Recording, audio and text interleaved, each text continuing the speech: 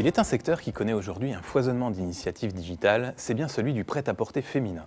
C'est ce que relèvent les experts de Xerfi dans l'étude qui lui est consacrée. C'est un secteur dont les ventes viennent tout juste de renouer avec la croissance en 2014, après plusieurs années de baisse ininterrompue des ventes.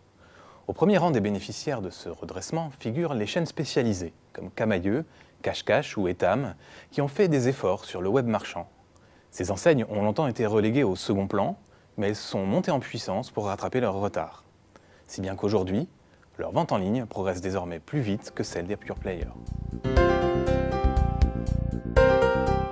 Toutefois, ce redressement ne doit pas occulter les freins à la progression du marché.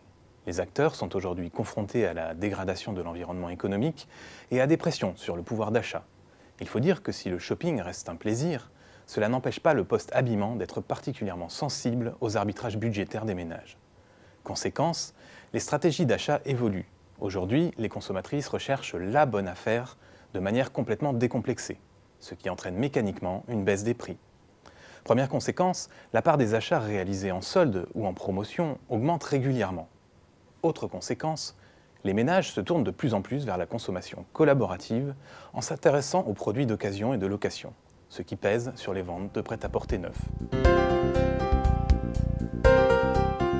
Pour compléter l'analyse, les experts de Xerfi décryptent dans l'étude les principaux axes de développement suivis par les distributeurs de prêt-à-porter féminin dans le contexte que je viens de décrire.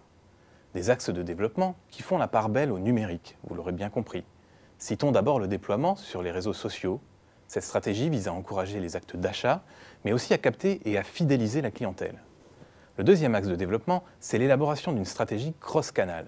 Je veux dire par là la mise en place de services click and collect ou encore la facilitation du retour des achats en magasin pour améliorer la satisfaction client.